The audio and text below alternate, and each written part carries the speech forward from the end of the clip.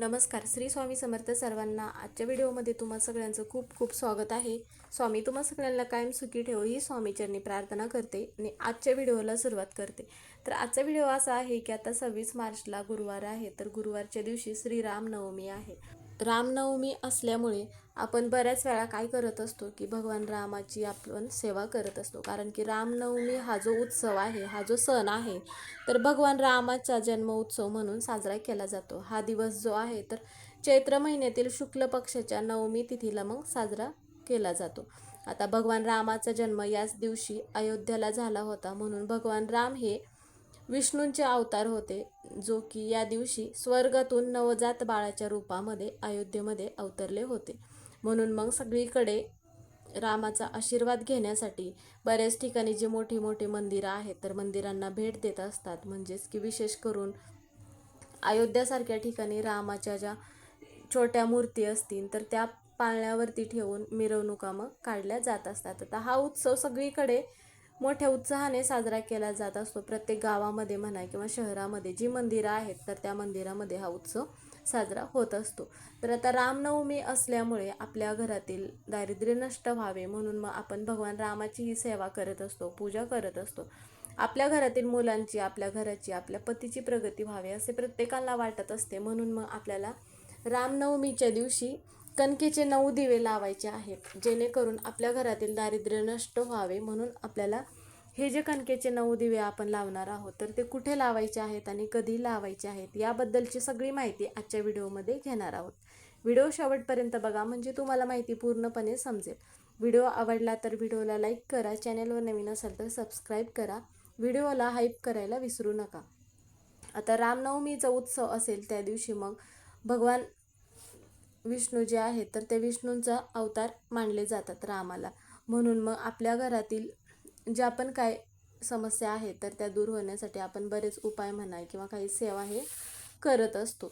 त्याचप्रमाणे मग आपल्याला काय करायचं आहे, आजच्या दिवशी आता जे बरेच भाविक आहेत तर मध्यरात्रीपर्यंत भगवान रामाचा जो उपवास आहे तर ते करत असतात आणि मध्यरात्रीपर्यंत संपूर्ण दिवस हा जो उपवास आहे तर तो उपवास करतात. आणि उपवास सोडत असताना मिठाई आणि फळे खाऊनच हा उपवास सोडला जातो.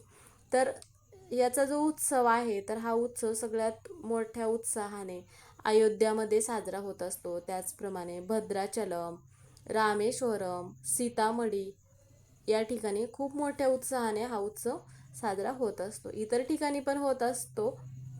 आता भगवान रामासोबतच या दिवशी मग सीता, लक्ष्मण आणि हनुमान यांच्या हे जे देवता आहेत तर ह्या देवतांचीही पूजा केली जाते. म्हणून मग 26 मार्च वार आहे गुरुवार, तर या दिवशी रामनवमी आहे. म्हणून आपल्याला काही उपाय सेवा करणे महत्त्वाचे आहे. आता रामनवमीच्या दिवशी आपण विष्णू सहस्त्रनाम यासारख्या पवित्र ग्रंथाचे जर आपण भक्तिभावाने पठण केले तर आपल्या मनातील ज्या पण काही इच्छा आहेत तर त्या इच्छा पूर्ण होत असतात.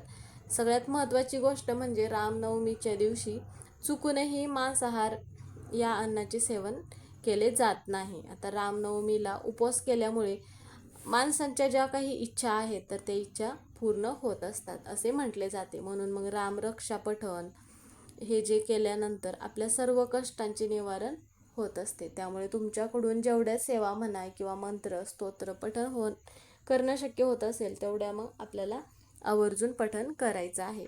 त्याचप्रमाणे पूजा केल्यानंतर रामचालिसा आणि रामरक्षा स्तोत्र पठण करायचं आहे. आता आपण भगवान रामाची तर पूजा करणारच आहोत या दिवशी. त्याचप्रमाणे हे जे मंत्र आहेत, स्तोत्र आहेत, हे जर आपण पठण केले तरच मग आपल्याला त्याचं पूर्ण फळ मिळत असतं.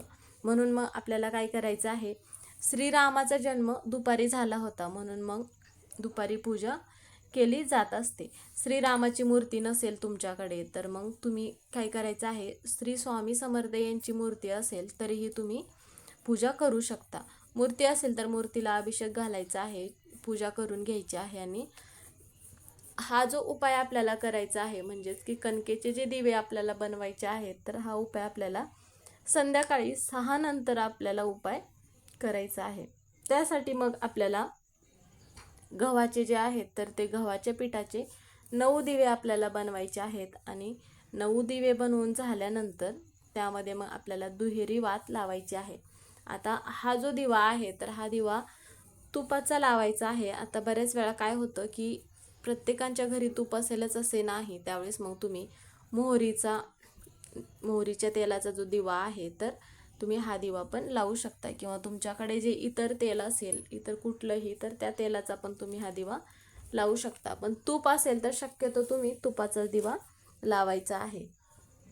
नंतर मग आपल्याला काय करायचं आहे, हे 9 जे दिवे आहेत तर हे दिवे मग आपल्याला एका ताटामध्ये घ्यायचे आहेत आणि मग या दिव्यामध्ये तूप किंवा तेल टाकून दुहेरी वात लावायची आहे. आणि आपल्या घराचा जो मुख्य दरवाजा आहे तर त्यावेळेस काय करायचं आहे, मुख्य दरवाजाच्या उंबरठ्यावरती आपल्याला हे दिवे लावायचे आहेत. आता जर तिथे लावायला जमत नसेल, बऱ्याच वेळा काय होतं की सतत घराच्या बाहेर हवा येत असेल, मग हवेमुळं दिवा विझेल, सतत दिवा लावला तरी पण विझत असेल, या गोष्टीची जर आपल्याला कल्पना असेल तर त्यावेळेस मग तुम्ही उंबरट्यावरती न लावता मग काय करायचं आहे, आपल्या देवघरात पण तुम्ही हे दिवे जे आहेत तर 9 दिवे लावू शकता. देवघरात म्हणजे देवघराच्या बाहेर पण तुम्ही लावू शकता, किंवा नंतर घरातील आपल्या व्यक्तीचे जे दोष आहेत तर ते दोष दूर होत असतात जर आपण असे दिवे लावले तर. त्याचप्रमाणे आजच्या दिवशी जय राम श्रीराम जय जय राम हा जो मंत्र आहे तर या मंत्राचा जप करायचा आहे. आता हा जप आपल्याला कधी करायचा आहे, आता दिवसभरामध्ये तुम्ही हा जप कधीही करायचा आहे, कारण की आपण कोणत्याही देवाची सेवा म्हणा किंवा कोणताही मंत्र स्तोत्र म्हणत असताना वेळ काळ बघून आपण मंत्र स्तोत्र जप करत नाही. त्यामुळे तुम्हाला ज्यावेळेस शक्य होईल त्यावेळेस मग आवर्जून करायचं आहे. आता बऱ्याच वेळा काय होतं की सकाळी आपण देवपूजा करून झाल्यानंतरच आपण कोणत्याही देवाचा जप करत असतो आणि नंतर संध्याकाळी मग ज्यावेळेस आपण संध्याकाळच्या वेळेस दिवाबत्ती करत असतो देवघराजवळ त्यावेळेस पण आपण मंत्र स्तोत्र म्हणत असतो. मग या वेळेमध्ये कारण की ही वेळ जी आहे प्रसन्नतेची असते, आपण देवपूजा केल्यानंतर धूप दीप लावून घरातील वातावरण प्रसन्न असतं, त्यामुळे या वेळेमध्ये आपल्याला आवर्जून जप करायचा आहे. आता यामधील तुम्ही 5 दिवे जे आहेत तर ते मुख्य दरवाज्यावरती पण लावू शकता. पण बऱ्याच वेळा काय होतं की आपण दरवाज्यावरती दिवे लावल्या म्हणजे मुख्य दरवाजाच्या तिथे दिवे लावल्यानंतर घरामध्ये ये जा होत असल्यानंतर कधी कधी घरामध्ये इतर जास्त व्यक्ती असल्यानंतर त्या व्यक्तींचा एखादा पाय पडू शकतो. त्यामुळे मग शक्य होईल तर तुम्ही हे जे दिवे आहेत तर ते देवघरामध्येच लावायचं आहे. तर तुमच्याकडे म्हणजेच की घरामध्ये ज्या महिलांना मासिक धर्म नसेल त्याच महिलांना हे दिवे लावता येतील. घरामध्ये जर सुतक वगैरे असेल तर मग घरातील इतर कोणत्याही व्यक्तींना म्हणजेच की हा उपाय करता येणार नाही. म्हणून मग तुमच्या घरामध्ये या जर समस्या नसतील तरच मग तुम्ही हे कणकेचे जे 9 दिवे आहेत तर ते लावायचे आहेत. आणि जवळपास जिथे कुठे श्रीरामाचं मंदिर असेल तर मंदिरामध्ये जायचं आहे. मंदिरामध्ये शक्य होत असेल तर मंदिरामध्ये जाऊन श्रीरामाचा जप करायचा आहे. जवळपास मंदिर नसेल तर हरकत नाही, तुम्ही घरी पण नामस्मरण करू शकता आणि मंदिरामध्ये पण तुम्ही 5 दिवे तरी आवर्जून लावायचा आहे. कारण की श्रीरामाचा जन्म आहे म्हणून मोठ्या उत्साहाने सगळीकडे साजरा केला जातो. दीपोत्सव केल्यासारखेच सगळीकडे दीपोत्सव हा होत असतो. म्हणून मंदिरामध्ये तुमच्या हाताने 5 तरी दिवे मग प्रज्वलित करायचा आहे. तर मग हे कणकेचे दिवे जे आहेत तर ते दिवे आपण आपल्या घरामध्ये लावल्यानंतर घरातील आपल्या दारिद्र्य नष्ट होते, आपल्या घराची मुलांची पतीची प्रगती होते. म्हणून मग असे दिवे तुम्ही आवर्जून लावायचं आहे.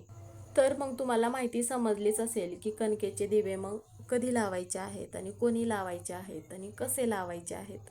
तर व्हिडिओ इथेच संपला. व्हिडिओ कसा वाटला कमेंट करून नक्की सांगा. कमेंटमध्ये श्री राम जय राम हे लिहायला विसरू नका. व्हिडिओ पूर्ण बघितल्याबद्दल धन्यवाद.